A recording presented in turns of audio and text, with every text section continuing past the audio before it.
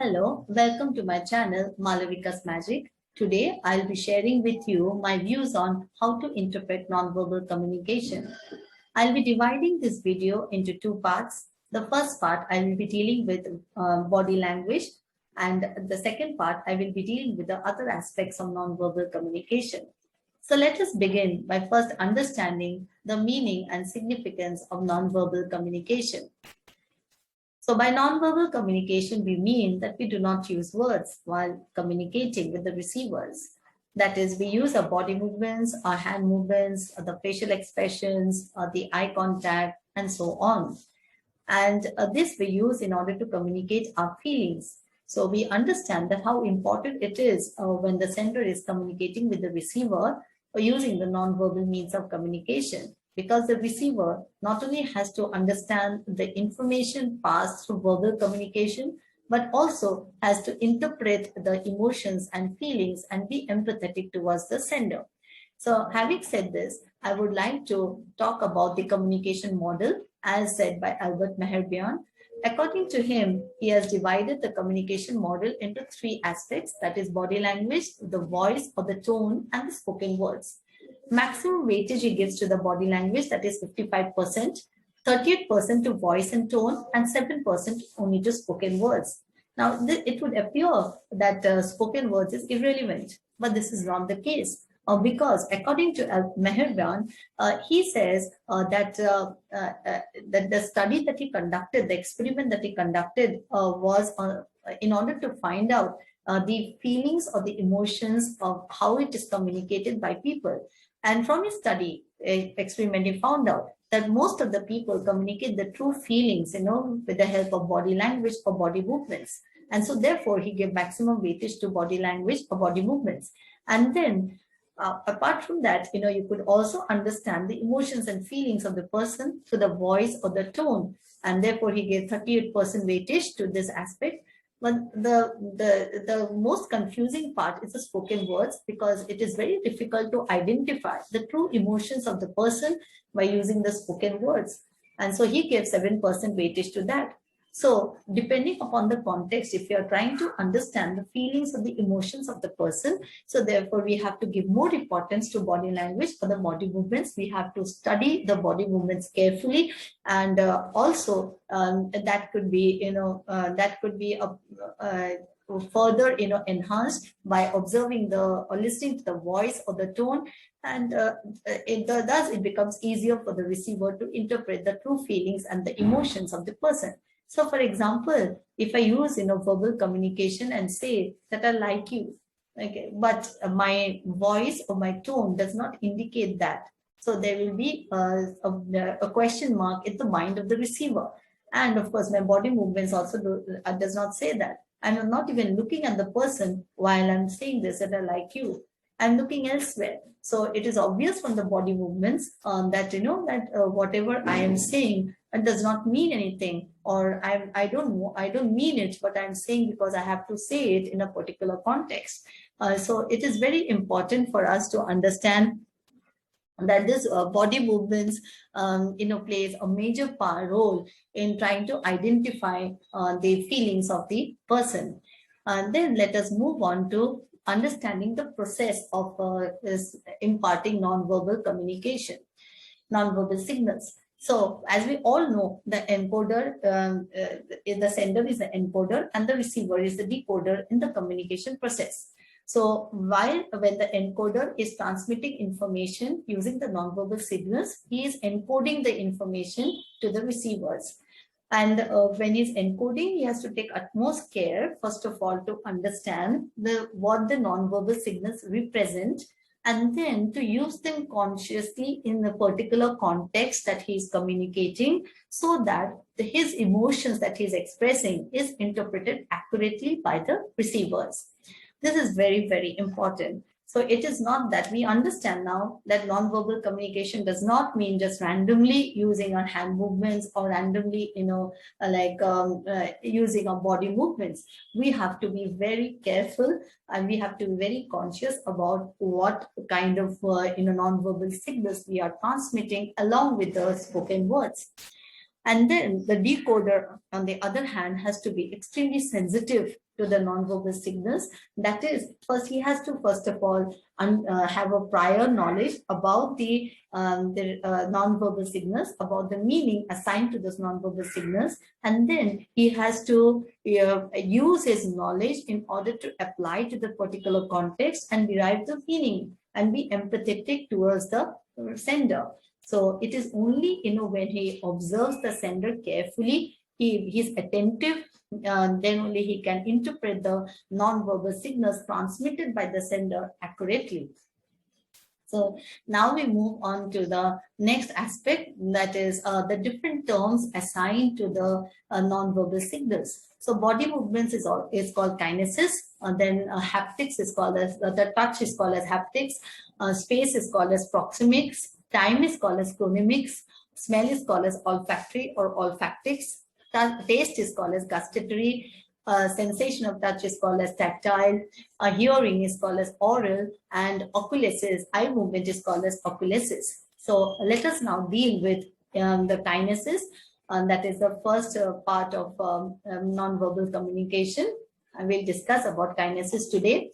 So kinesis is the body's physical movements. And with this physical movements, we tend to communicate a lot of feelings and different feelings, variety of feelings, and all these feelings will be dependent on the context in which we are communicating. So the kinesis comprises of, the physical appearance, the personal appearance of the person, then the gestures, the hand movements, the facial expressions, the eye contact, everything that we use, while we are communicating. And so let us discuss each one of them in detail. So let us first talk about personal appearance. Now the personal appearance comprises of the clothes that a person wears, the hairstyle of the person, the jewelry of the person, and of course the cosmetics used by the person. Now the clothes of the person would identify whether the person is aware of what clothes have to be worn in a particular setting. So the setting is very important when we are communicating in any situation or with anybody. So it could be a formal setting or it could be an informal setting. So for example, when we go for an interview, it is a formal setting. So according to the setting or the environment, we will have to choose clothes and also the color of our clothes, and that would determine to what extent we are aware and to what extent we have a casual approach or we are very sincere about communicating. So the personal appearance, it is said, even before we speak, we form an opinion about the person by just observing the person. And so therefore it is very important that we give a lot of importance to the way we dress and of course to the occasion. That is very important, and accordingly choose the color of a dress. For example, most of the students I've observed when they go for an interview or when they're giving a presentation in a formal setting, they tend to wear a black shirt, or girls, they tend to wear black clothes. So they understand that by wearing black, they look smart. But they do not understand that a black is considered to be a party wear and is not considered to be a formal clothing, and therefore the interviewers could misinterpret their sense of dressing as being very casual and not being aware of it and not being serious about the interview or not being serious about the presentation. So having said this, I would also like to add over here that as boys, we need to also give a lot of importance to the shoes that we wear and of course the socks that we wear, because the shoes have to be polished in order to indicate your sincerity again, and also in order to indicate that how well organized you are, and the socks should not stink. So all these aspects are also a part of personal appearance. So now let us move on to the next part, that is the posture. The posture is the way we stand, sit, or walk, and it is usually said that the way we stand indicates that whether we are nervous or whether we are comfortable communicating with the receiver. And it is said that as novice speakers, when we are addressing the audience for the first time, we have a lot of,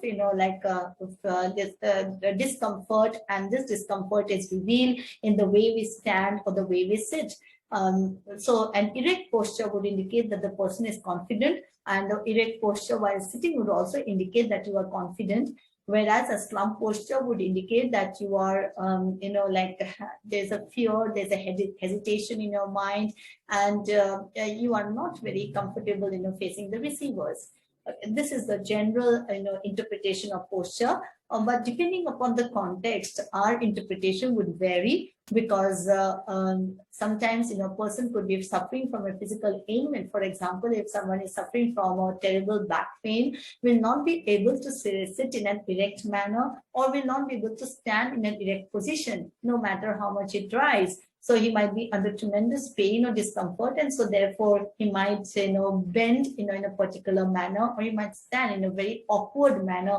And this should not be interpreted as the person is nervous, or the person is, having some fear in his or her mind. So depending upon the context, again, we have to use this, the postures, or we have to understand or interpret the postures of people. But in general, it would mean this. So having understood this, let us now move on to the gestures. The gestures are the movements of the hands, arms, shoulders, and head, and it is used to communicate your feelings. For example, we can use the gestures in our hand movements in order to list out, be enumerative, that is, list out, particular information. We can use the hand movements in order to describe, particular information, that is being very expressive. We can also use our hand movements in order to give a symbolic information. Just for instance, we can use a smile, which can be considered as a symbolic gesture of welcoming someone. And then we can use our hand movements to be emphatic and to express our strong emotions or actions, especially when we find the players after winning the match. Okay, so they keep the fist, they show the fist, and that is indicative that they are very happy, they're very excited that they have got a point, or they've scored a point. So having understood gestures, now let us move on to the next aspect, that is facial expressions. Facial expression speaks volumes about the person, because you can understand whether the person is happy or sad, or is in discomfort, or is in pain, or is confused, or is surprised, or is shocked. Everything can be understood with the help of facial expressions. Even the fact that the person is, sometimes he or she knows the answer. The teacher is asking the question in the class, and a particular student knows the answer, and that is obvious in the facial expression of the student. But all these expressions can be actually very subtle, because depending upon, again, the context, we have to interpret the facial expressions. Sometimes the true expressions may not be revealed through our facial expressions. We might try to hide the true feelings, especially when you're working in an organization. We tend to hide the true feelings and not express, even if you are in discomfort or in pain. That is because, we might be ridiculed, or we might be laughed at, and there could be gossips that are taking place because of our pain or discomfort that we are undergoing. And so therefore we tend to keep our feelings to ourselves and not reveal our true feelings. So in that case, facial expressions that is revealed by the person might be very, very might be very dubious. It might be very difficult to interpret. Now, let us understand the next aspect, that is eye contact. The eye contact of the person would reveal to what extent he is truthful, to what extent he is able to indicate that he is honest. An honest person will definitely not hesitate to have eye contact with the receiver. It is a person who has a guilt in his or her mind will not be able to have direct eye contact with the person. And then it also reveals the intelligence of the person, the attitudes and feelings of the person. It could also reveal to what extent you're open about it, or to what extent you are rigid. All this could be expressed, through eye contact. And then now let us move on to oculesis. It's a part of body language. In fact, I would say it is a study of eye movement, the eye behavior, the gaze, and the eye-related nonverbal expressions. It also, I can say, it refers to the study of eye contact and pupil dilation. So let us understand that when we're talking about oculesis, we're talking about the frequency of glances that is used by the sender. Now, this frequency of glances would again determine whether a person is comfortable or is not comfortable in facing the audience, will also determine his nervousness and his confidence in that particular situation. So if a person keeps on, frequently changing his glances, that means, he's not very comfortable communicating with the person. And then it also would indicate that whether you are indifferent, you don't want to listen to the person, and you would prefer, or you might feel that the person is very boring, and so therefore you might be shifting your glances and so on.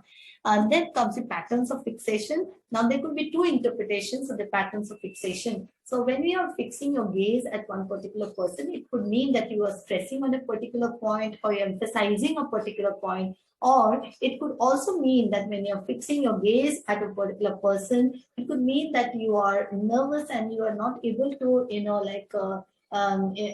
shift your gaze, to other people as you feel nervous. And so therefore, one particular gaze at one particular person, you fix your eye movement at one particular person, and you feel comfortable and you feel relaxed. So there could be two interpretations of this. Then you have pupil dilation, that is the amount of light that your eyes are able to, bear. So if there is more light, you may not be able to bear the light, and so therefore you shut your eyes. Or it could be that it is a poor lighted room, and so therefore you need to keep your eyes wide open in order to have to allow more light to enter your eyes. And then comes, the blink rate. The blink rate, the blinking of a person, the rate at which you blink would indicate again whether you are in some discomfort, because sometimes a dust particle could enter your eyes, and therefore you could blink, so that you want to remove the dust particle out from your eyes. You might feel, some sort of discomfort is going on. And otherwise, it could also mean that the person is suffering from some physical ailment, and so therefore the person is blinking. Or sometimes it would also mean that the receiver is deliberately trying to distract the audience, or the sender, and thus he is also blinking. So with this, I come to an end with my explanation of body language. So I would like to thank you all for your patient listening. In the next video, I'll be dealing with the other aspects of nonverbal communication. Thank you once again.